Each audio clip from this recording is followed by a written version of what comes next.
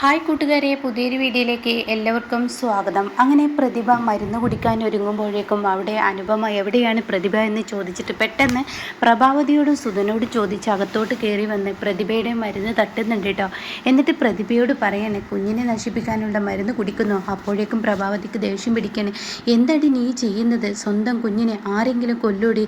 ഇനി സത്യൻ്റെ പഴി ഞങ്ങൾ ഇതിനും കേൾക്കണം. സ്വർണത്തിൻ്റെ പേരിൽ പഴി കേൾക്കേണ്ടി വന്നു, ഇനി ഇതിൻ്റെയും പേരിലോ ഇല്ലാത്ത പഴി കേൾക്കേണ്ടി വരുമോ എന്നാ പേടി പ്രതിഭയുടെ അച്ഛനും അമ്മക്കും വരാണ് കേട്ടോ. ഇതേ സമയം പ്രതിഭ തളർന്നും കൊണ്ട് അവിടെ കിടക്കുമ്പോൾ ഉടൻ തന്നെ അനുപമ പറയുന്നു, നിങ്ങൾ പോയിക്കോളൂ, ഞാൻ സംസാരിക്കാം എന്ന് പറഞ്ഞിട്ട് അവരെന്തൊക്കെയോ സംസാരിക്കുന്നുണ്ട് കേട്ടോ. അങ്ങനെ പ്രതിഭ കാര്യങ്ങളൊക്കെ വ്യക്തമാക്കി പറയുന്നു. എന്നാൽ ഈ സമയം പ്രഭാവതി പറയുന്നുണ്ട്, ഈ സുശീലയുണ്ടല്ലോ സത്യൻ്റെ അമ്മ, അവർക്ക് ഈ കുഞ്ഞ് പിറന്നത് മുതലാണ് വീട്ടിൽ പ്രശ്നങ്ങൾ വരൽ തുടങ്ങിയത്, വീട്ടിൽ ഓരോ പ്രശ്നങ്ങൾ പറയൽ തുടങ്ങി, അവരാണ് ഈ കുഞ്ഞിനെ വേണ്ടെന്ന് വെച്ചിരിക്കുന്നു എന്നുള്ള സത്യം പറയുന്നുണ്ട് കേട്ടോ. പിന്നീട് ചീരുവിനെയും അനന്തമാഷിനെയാണ് കാണിക്കുന്നത്. അവർ പഞ്ചരത്നത്തിൽ വന്നിറങ്ങിയിരിക്കുകയാണ്. അപ്പോഴേക്കും അമ്പിളി ഓടിച്ചെന്ന് കാര്യങ്ങളൊക്കെ ചോദിക്കുന്നു. അങ്ങനെ അമ്പിളിക്ക് എൻ്റെ കുഞ്ഞുങ്ങളെയൊക്കെ അങ്ങ് എടുത്തതിന് ശേഷം, അച്ഛ വാ ചിരു, കുഴപ്പമൊന്നുമില്ലല്ലോ? ഇല്ല, സുഖമായി ഉണ്ട് യാത്ര എന്നൊക്കെ പറഞ്ഞ് അകത്തോട്ട് വരുമ്പോൾ രഘു എത്തിയിരിക്കുന്നു. രഘുവിനെ കാണുന്ന മാഷ് ചോദിക്കുകയാണ്, അല്ല മോനെ, നീ ഇന്ന് ജോലിക്ക് പോയില്ലേ? ഇല്ല, അമ്മാവനെ കാത്ത് നിന്നതാണ്, എന്തായാലും ഞാൻ ജോലിക്ക് പോകുന്നുണ്ട് എന്നും പറയുന്നു കേട്ടോ. അപ്പോൾ ചിരു പറയുന്നുണ്ട്, ഇനി ജോലിക്ക് പോവാതിരിക്കുക നല്ലത്, അതല്ലേ നല്ലത് എന്ന് പറയുമ്പോൾ ഉടൻ തന്നെ മാഷും പറയുന്നുണ്ട്, ഇനി ജോലിക്ക് പോകണ്ട മോനെ.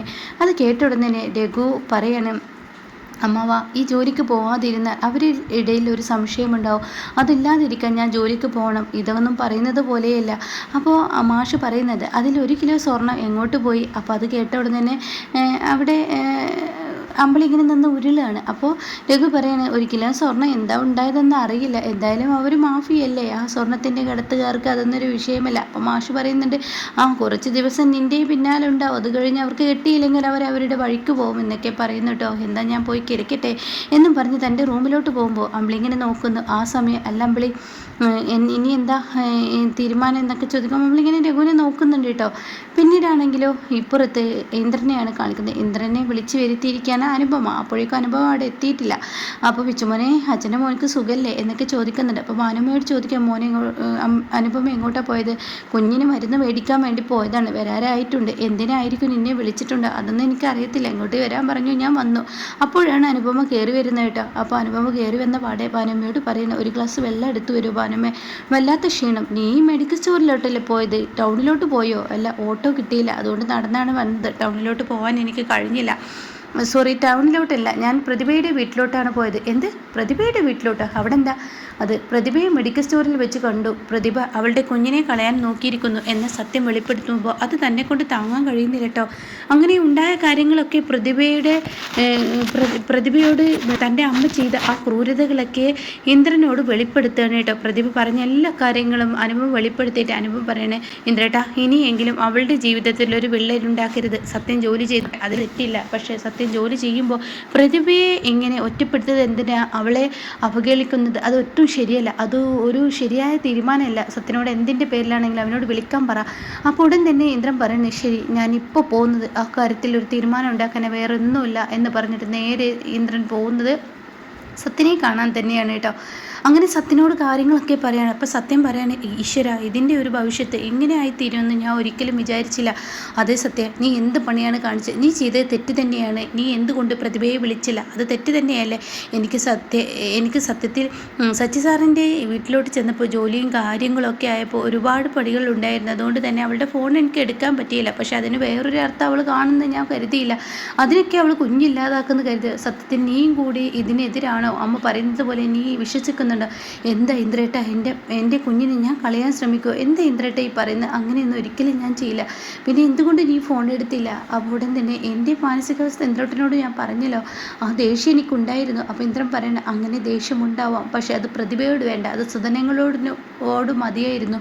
നിൻ്റെ ഭാര്യയാണ് പ്രതിഭ, നീ ഒരിക്കലും അവളെ തള്ളിപ്പറയാൻ പാടില്ല. ഇപ്പോഴത്തെ മാനസികാവസ്ഥയിൽ അത് കേൾക്കുന്ന സത്യം പറയണം, എനിക്കിതിൻ്റെ ഇങ്ങനെ ആയിത്തീരുന്നു വരുമെന്ന് വിചാരിച്ചില്ല. പ്രതിഭ ഇത്രത്തോളം പെട്ടെന്ന് തീരുമാനം എടുക്കുമെന്ന് വിചാരിച്ചില്ല. അതാണ് പെണ്ണിൻ്റെ മനസ്സ്. പെണ്ണിനെ എല്ലാവരും കൂടി ഒറ്റപ്പെടുത്തുന്നതെന്ന് തോന്നിക്കഴിഞ്ഞാൽ അവർ പിന്നീട് ഇതൊക്കെ തന്നെയാണ് ചെയ്യുക എന്നുള്ള സത്യം വെളിപ്പെടുത്തുന്നു കേട്ടോ.